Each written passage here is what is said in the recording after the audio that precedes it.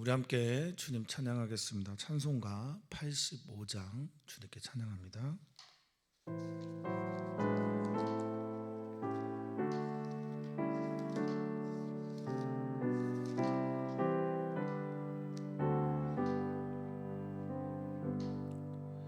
구주를 생각만 해도 이렇게 좋거든. 주 얼굴 배울 때야 얼마나 좋으랴.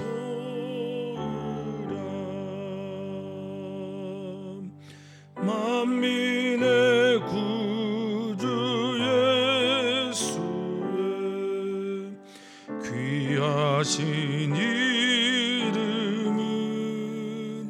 천지에 있는 이름 중 비할 데 없도다. 자매게 아는 자에게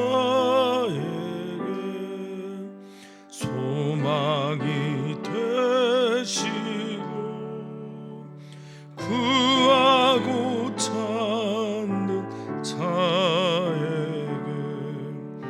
기쁨이 되신다. 예수의 넓은 사랑은 어찌 다 말하랴. 주 사랑 받은 사람만 그 사랑 알도다. 사랑의 구주 예수여 내 기쁨 되시고 이제로부터 영원히 영광이 되소서. 아멘.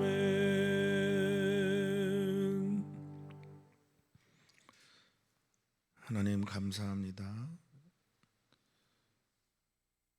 새해가 우리에게 허락되게 하시고 2022년에도 예수님만이 우리의 복음입니다 고백하게 하시니 진심으로 감사를 드립니다.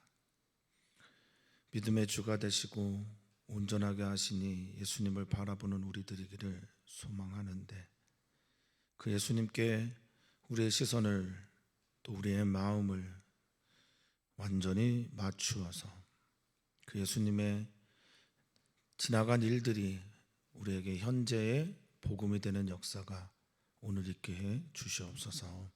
감사함이 예수님의 이름으로 기도하옵나이다. 아멘. 하나님의 말씀입니다. 하나님의 말씀은 누가복음 1장 26절에서 38절까지 말씀입니다.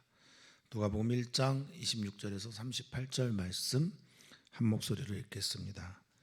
여섯째 달에 천사 가브리엘이 하나님의 보내심을 받아 갈릴리 나사렛이란 동네에 가서 다윗의 자손 요셉이라 하는 사람과 약혼한 처녀에게 이르니 그 처녀의 이름은 마리아라. 그에게 들어가 이르되 은혜를 받은 자여 평안할지어다. 주께서 너와 함께 하시도다 하니 처녀가 그 말을 듣고 놀라 이런 인사가 어찌함인가 생각하매 천사가 이르되 마리아여 무서워하지 말라. 내가 하나님께 은혜를 입었느니라. 보라 내가 잉태하여 아들을 낳으리니 그 이름을 예수라라. 그가 큰 자가 되고 지극히 높으신 이의 아들이라 일컬어질 것이요 주 하나님께서 그 조상 다윗의 왕위를 그에게 주시리니 영원히 야곱의 집을 왕으로 다스릴 것이며 그 나라가 무궁하리라. 마리아가 천사에게 말하되 나는 남자를 알지 못하니 어찌 이 일이 있으리까? 천사가 대답하여 이르되 성령이 내게 임하시고 지극히 높으신 이의 능력이 너를 덮으시리니 이러므로 나실 바 거룩한 이는 하나님의 아들이라 일컬어지리라. 보라, 내 친족 엘리사벳도 늙어서 아들을 배웠느니라. 본래 임신하지 못한다고 알려지니까 이미 6달이 되었나니 대저 하나님의 모든 말씀은 능하지 못하심이 없느니라. 마리아가 이르되 주의 여종이오니 말씀대로 내게 이루어지다 하매 천사가 떠나가니라. 아멘. 아멘. 우리 사랑하는 모든 성도님들에게 새해 첫 주를 맞이하는 이 시간들 속에서 하나님의 은총이 가득하기를 축복하고 또 축원합니다. 2022년에도 예수님이 우리의 복음이지요. 2022년에도 예수님이 우리의 복음임을 믿고 그것을 고백하면서 또 삶 속에서 승리를 경험하며 살아가는 우리 성도님들 되기를 축복합니다. 넘어서는 은혜, 건너가는 은혜, 다윗의 열쇠를 가지신 그분께서 그 문을 열면 닫을 자가 없고 그 문을 닫으면 열 자가 없다 하였으니 우리 사랑하는 성도들에게 주실 복과 또 하나님의 은혜는 활짝 열려 다시는 닫혀지지 않게 하시고, 하나님께서 우리에게 허락하신 모든 은총과 반대로 저주 받지 않아야 될 것들은 우리 주님께서 닫아주셔서 어떤 경우에도 그런 것들이 열려 들어오지 못하도록 막아주시기를 소망합니다. 주님의 얼굴이 우리 사랑하는 성도님들과 함께 있습니다. 우리가 1월 한 달 동안은 누가복음을 새벽마다 묵상하게 될 텐데, 누가복음은 데오빌로라고 하는 하나님을 사랑하는 자에게 주는 누가복음의 서신, 누가의 편지 형식으로 기록이 되어 있고요. 데오빌로라고 하는 그 뜻은 데우스와 필로스라는 단어의 합성어로 하나님을 사랑하는 자, 그래서 특정한 어떤 사람이다라고 말하는 학자도 있고요. 그냥 하나님을 사랑하는 모든 사람들에게 주시는 복음서다라고 그렇게 이해하는 분들도 있습니다. 1장에서는 세례 요한과 예수 그리스도의 수태, 고지가 나오는 것이 주 특징이라고 할 수 있는데, 오늘 본문은 마리아에게 천사가 나와서 그 아기 예수를 낳을 것이다 라는 수태고지를 하는 본문이 오늘 본문입니다.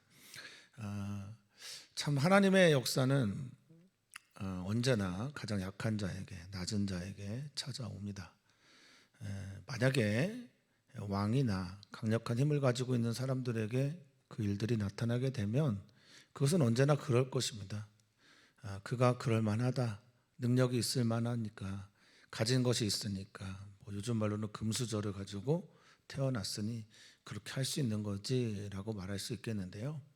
하나님의 역사는 언제나 어두운 밤, 약하디 약한 자들, 그리고 하나님 외에 의지할 바가 없는 사람들에게 찾아오셔서 능력 되심을 드러내고 있는 게 하나님의 역사의 특징이라고 할 수 있겠습니다. 오늘 본문도 바로 그런 것일 겁니다. 자, 26절에 보면 6째 달 천사 가브리엘이, 소식을 전하는 천사 가브리엘이죠. 이 가브리엘이 하나님의 보내심을 받아라고 말하고 있습니다. 당시 1세기에 천사 숭배 사상이 굉장히 많았을 때입니다. 천사들을 숭배하고 자기를 지켜주는 천사들에 대한 우상처럼 만들어지는 그런 숭배들이 많았을 그때에 분명하게 선언하죠. 하나님의 보내심을 받았다라고 말합니다. 천사는 하나님의 보내심을 받은 자들입니다.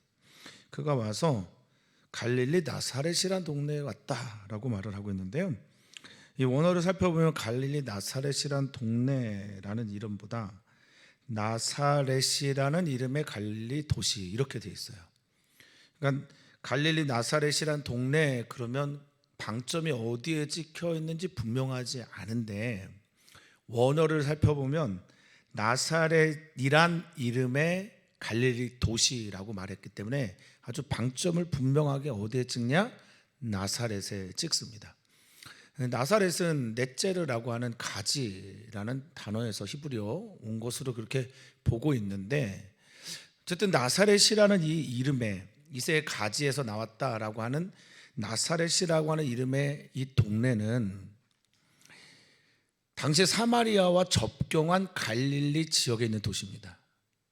갈릴리 지역을 제가 한번 설명을 드린 적이 있는데, 갈릴리 지역은 예루살렘에서 유대인들이 너무나 살지 못하고 어렵고 쫓기고, 그래서 갈릴리 지역에 유대인 마을을 만들어서 살았었습니다. 그래서 갈릴리는 호수도 있고 또 낚시도 할 수 있고 뭐 또 여러 가지 기술적인 것들이 많이 있는 새로운 신도시가 생기는 곳을 따라서 기술직에 종사하는 분들이 많은 것으로 알려져 있는 도시가 갈릴리입니다.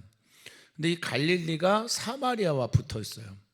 그 사마리아와 붙어 있는데 사마리아 사람들은 당시에 유대인들이 볼 때 개처럼 이방인보다도 못한 존재로 그렇게 취급을 했단 말입니다. 역사적인 이유야 있지만 어찌됐든 사마리아 사람들을 그렇게 취급하고 있는데 사마리아와 붙어 있는 동네 나사렛이란 말이죠. 그러니까 갈릴리에 간 것도 가난한 건데 나사렛이란 동네에 산다라는 건 얼마나 그가 그 여인의 집이 퇴락하고 또 얼마나 부족한 지역, 이름 없는 곳에서 살고 있는지 그것을 보여주는 본문이라고 할 수 있겠습니다. 그것을 성경은 강조하고 있어요. 나사렛을 강조하고 있습니다. 나다나엘이 그런 얘기를 했죠. 빌립이 전도할 때 나사렛에서 어찌 선한 게 나겠냐라고 하는 그 경멸의 표현도 바로 이 나사렛이라는 동네가 가지고 있는 특징 때문에 그렇습니다. 사마리아 지역과 접경 지역이고 사마리아와 접경 지역이기 때문에 사람들에게 벽안시되는, 사람들이 별로 치다보지 않는 아주 지금의 말로 하면 깡촌 중에 깡촌, 그곳에 사는 그곳에 하나님의 보내심을 받은 천사가 가서 한 여인에게 나아갑니다. 그 여인의 이름이 27절에 마리아라라고 말하고 있는데 성경은 그 마리아라라고 하는 그 여인에 대해서 조금 더 설명을 하는데 다윗의 자손 요셉, 왕손이죠. 다윗의 자손 요셉, 유다지파 요셉이라는 하는 사람과 약혼했다라고 말합니다. 이 약혼하다라고 하는 무네스티오라고 하는 헬라어는 정혼하다라는 뜻이 가깝습니다. 당시의 유대 풍습은 결혼을 하고요, 먼저 약혼을 합니다. 약혼을 하면 신랑 되는 사람이 1년 동안 신부를 위해 신부가 머물 집을 장만하고 준비를 해요. 근데 이 약혼하고 나서 결혼식까지 1년이라는 시간 동안 이 신부가 머물 집을 준비한 신랑 이야기들을 할 때라도, 아직 결혼이 된 상태는 아니라도 이 정혼을 하면 결혼과 똑같은 법적 구속력이 있습니다. 그러니까 같이 살지는 않는데 마리아와 요셉은 법적으로 부부와 같은 그런 상황이었던 거죠. 자, 그런 거를 머릿속에 좀 두고 다음에 이야기를 하면 이렇게 됩니다.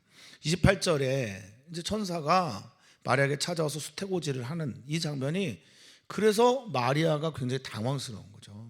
정혼했다, 결혼했고 결혼 약속을 이미 한 상태고 그것은 부부와 같은 그런 상황인데 수태고지를 하는 겁니다. 근데 그 첫 마디가 이렇게 들어갑니다. 그에게 들어가 이르되 28절 은혜를 받은 자여, 이렇게 말을 하고 있어요. 이 은혜를 받다라고 하는 이 단어는, 이 받다라고 하는 단어가 휴리스코라고 하는 단어의 수동태입니다. 수동태. 휴리스코라고 하는 단어는 발견하다라는, 획득하다, 발견하다. 그러니까 천사가 들어가서 마리아에게 이렇게 얘기를 한 거예요.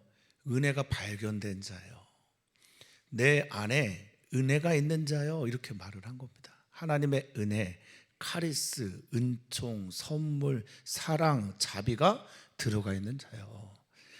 오늘 우리 사랑하는 성도님들에게 찾아가서 말씀하시는 하나님의 음성이 이렇게 들렸으면 좋겠습니다. 네 안에 은혜가 발견되어지는구나.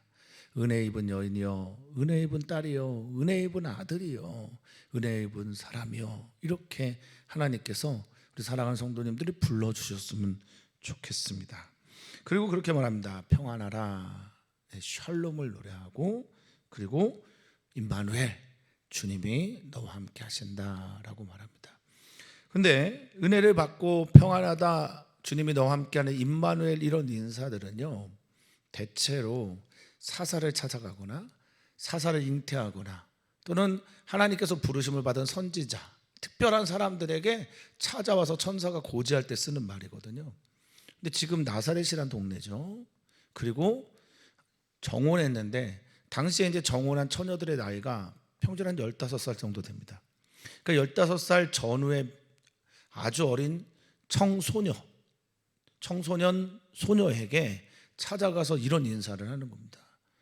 너를 하나님께서 부르셨고 너는 은혜를 입었고 하나님이 너와 함께 하시기 때문에 너는 하나님이 택하시고 부른 위대한 사람이 될 거야 라는 류의 메시지를 하는 거죠.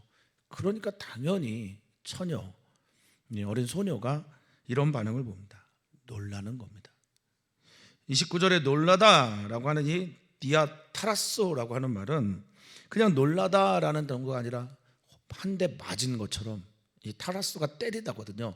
그러니까 디아타라소는 완전하게 때린 거예요. 혼돈과 혼란의 시간을 경험하게 됩니다. 너무 놀라서 깜짝 놀라서 도대체 왜 이런 인사를 하지 나한테? 왜 나 같은 사람에게, 나사렛이라는 아주 천한 동네에 그보다 어리고 부족하고 아무것도 할 수 없는 나 같은 사람에게 왜 이런 사를 합니까? 라고 속으로 생각합니다. 굉장히 당황하여서 이렇게 생각할 때 천사가 이제는 이름을 부릅니다. 은혜를 입은 사람이 너고 하나님이 함께 하시는 사람이 바로 너고 지금 평안이 필요한 게 바로 너다라고 말을 하는 거예요. 올 한 해 우리 사랑하는 성도님들의 이름을 우리 하나님께서 많이 불러주셨으면 좋겠어요. 은혜를 입은 누구야? 평안한 누구야? 두려워하지 말고 하나님께 집중할 때 찾아오는 그 평안, 하나님이 함께 하시는 이름 누구야? 이렇게 하나님께서 불러주셨으면 좋겠습니다. 마리아라고 하는 이름을 부릅니다. 히브리어로는 미리암입니다. 하나님께 사랑을 받은, 그리고 이 마리아라는 이름의 뜻이 별 이런 뜻인데, 하나님께 사랑을 받은 마리아야, 무서워하지 마라, 두려워하지 마라. 너에게서, 아까 같은 단어입니다, 하나님의 은혜가 발견되었다라고 선언합니다. 약할 때 강함 되시는 주님이고요, 세상에 미련한 자를 택해서 지혜로운 자를 부끄럽게 하시고 약한 자를 택하시고 가난한 자를 택하셔서 부유한 자와 강한 자의 모든 것들을 패하시고 부끄럽게 하시는 분이 우리 하나님이십니다.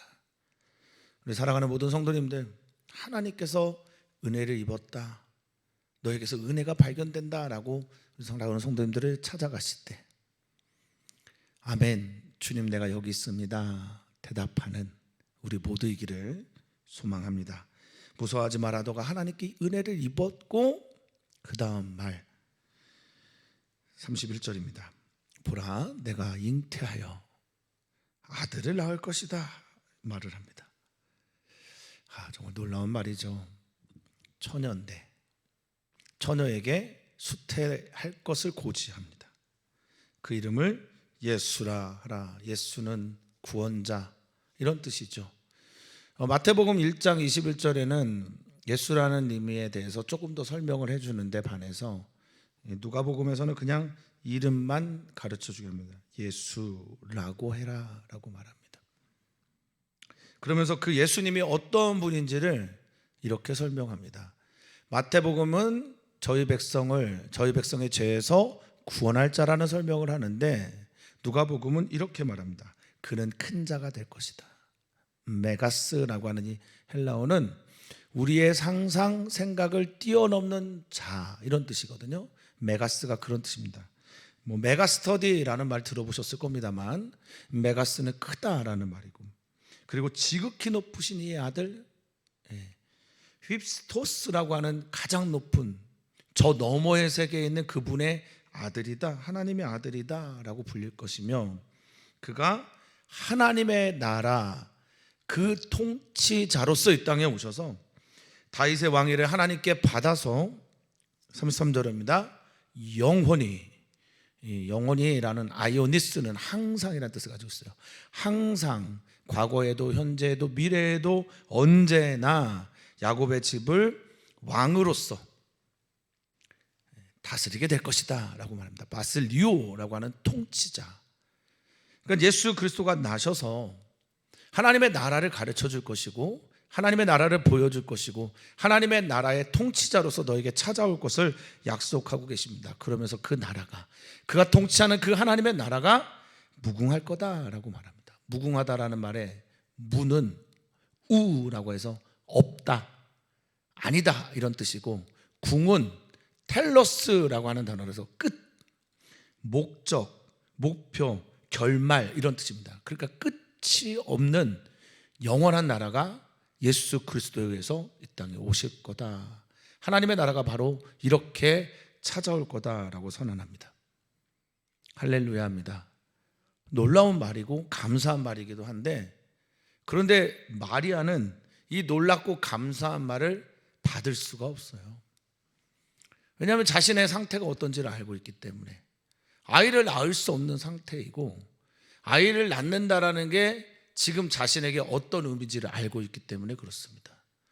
정혼한 상태에서 정혼한 남자가 있는데 그 사람과 나는 아직 관계를 갖지 않았는데도 아이를 낳는다는 이 이야기는 자신의 상식 너머의 세계 이야기고, 또 자기가 알고 있는 한 종교적인 법에 의해서 돌에 맞아 죽어도 할 말이 없는 그런 상태에 이르게 되었음을 말하는 거기 때문에 그렇습니다.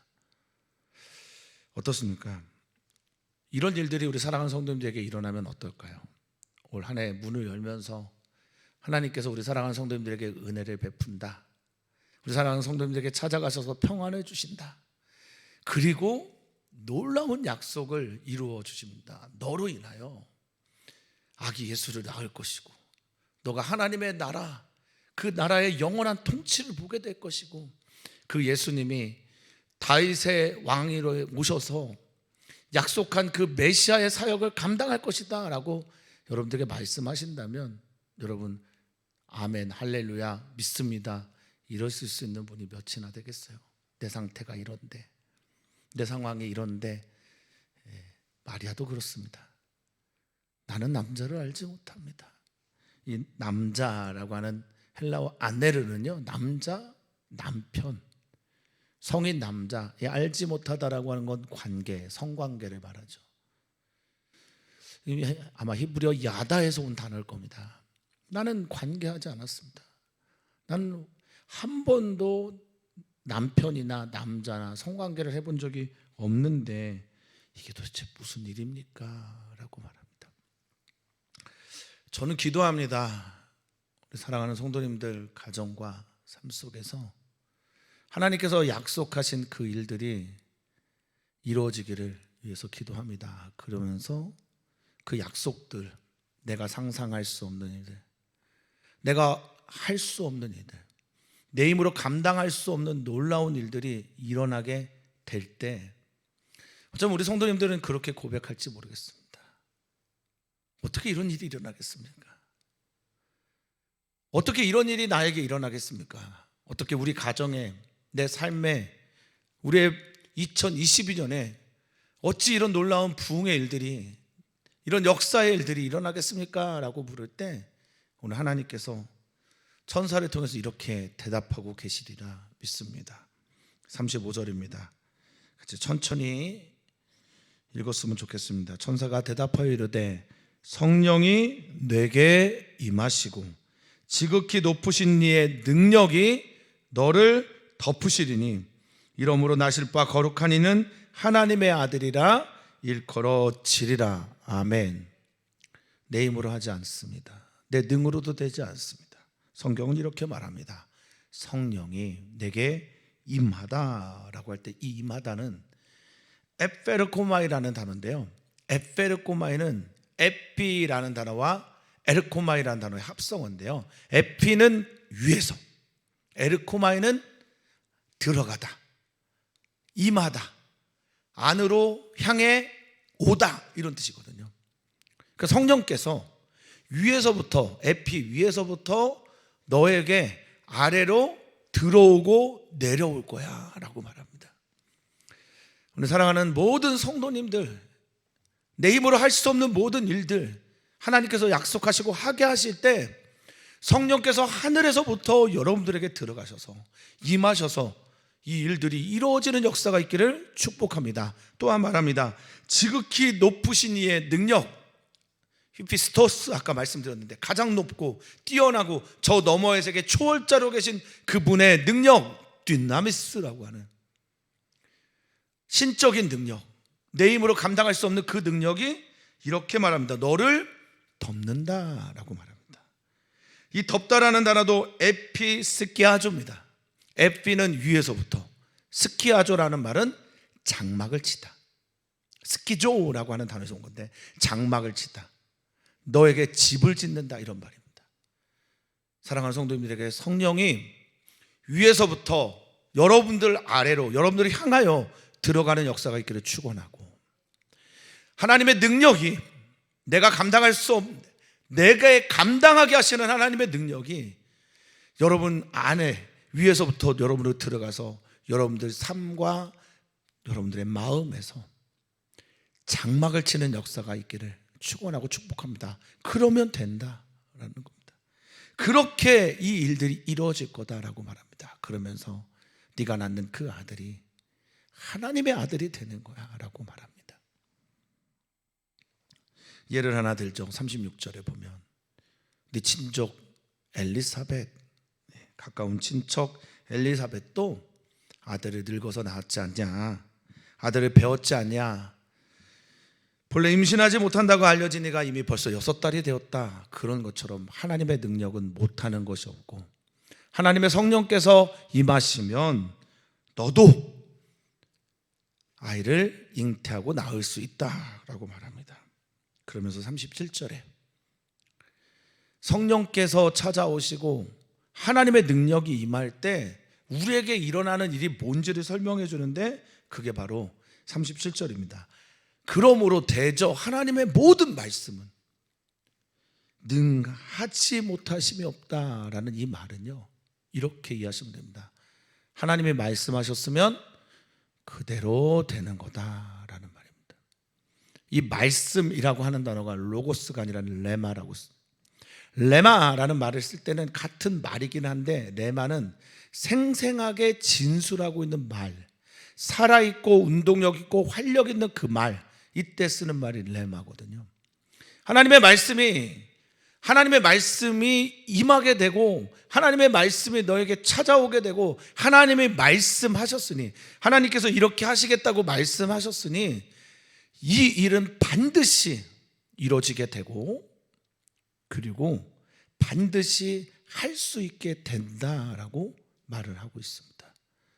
오늘 사랑하는 성도님들에게 어제 우리가 뽑은 말씀처럼 주님께서 약속하신, 주님이 주신 말씀들이 사랑하는 성도님들에게 말씀하셨으니 그대로 되는 일들이 2022년 일어나게 되기를 소망합니다.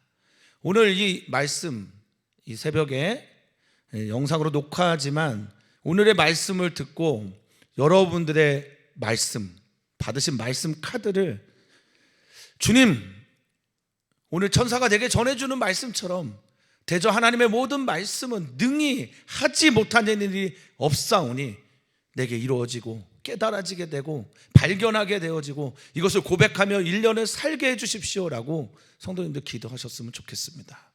그러자 마리아가 이렇게 대답하죠. 주의 여종입니다. 주의 여종이란 이 말은 나는 종이고 당신은 주인입니다. 이 모든 일들의 주권이 내게 있는 것이 아니라 당신에게 있습니다. 하나님께 있습니다. 하나님께서 말씀하신 그분이, 하나님께서 말씀하셨으니 그 일이 반드시 내게 이루어질 것입니다를 선언하고 고백합니다. 주의 여종이 오니 말씀대로, 진술하신 대로, 선언하신 대로, 선포하신 대로 이루어지겠습니다. 아멘. 사랑하는 성도님들에게 이 일들이 그대로 이루어지게 되기를 축복합니다. 자, 여기 보시면요, 그래야 천사가 떠납니다. 내가 믿음으로 신앙의 고백을 하자 천사가 비로소 떠나가게 됩니다. 사랑하는 성도님들, 하나님의 말씀이 능력입니다. 그리고 그 능력이 사랑하는 성도님들의 삶 속에서 이루어지는 2022년 되기를 진심으로 소망합니다. 오늘 마리아처럼 신앙 고백하셨으면 좋겠고요. 마리아가 본 하나님의 말씀이 우리 사랑하는 성도님들이 본 하나님의 말씀이 되기를 소망합니다. 2022년 한 해 새해 정말 복 많이 받으시고 특별히 하나님께 가까이 가며 하나님의 말씀이 사랑하는 성도님들의 삶 속에서 이루어지는 복으로 충만한 2022년 되기를 축복합니다. 오늘 우리는 기도합니다. 남성교회, 여성교회를 위해서 기도를 하고 이 새해를 맞이하는 사랑하는 선교사님들을 위해서도 기도를 부탁을 드립니다. 사랑하는 선교사님들의 삶 속에서 하나님의 말씀이 이루어지는 일들이 이루어지게 되도록, 나타나게 되도록 그렇게 기도하셨으면 좋겠습니다. 하나님 감사합니다. 나사렛이란 땅에 마리아라고 하는 여인에게 찾아가셔서 복음을 전하신 우리 주님의 말씀처럼 오늘 우리 사랑하는 지체들에게, 우리 사랑하는 지체들이 있는 그곳에 주님께서 찾아가셔서 아름다운 복음의 이야기를 들려주시고 전해주시기를 간절히 소망합니다. 예수님이 찾아오신 이야기, 마리아에게 찾아온 이야기처럼 오늘 우리들에게도 찾아오셔서 말씀으로 찾아오셔서 말씀이 육신이 되어 우리에게 오신 그분께서 말씀을 우리에게 들려주시고 또 우리로 생각나게 하시고 깨닫게 하셔서 2022년 한 해 하나님께서 우리에게 약속하셨던 모든 말씀이 이루어지는 복된 해가 되게 하여 주시옵소서. 사랑하는 성도님들을 응원합니다. 사랑하는 성도님들을 축복합니다. 사랑하는 성도님들이 삶 속에서 날마다 말씀의 기둥을 세워나가기를 간절히 소망하며 사랑 많으신 예수님의 이름으로 축복하며 기도합나이다. 아멘.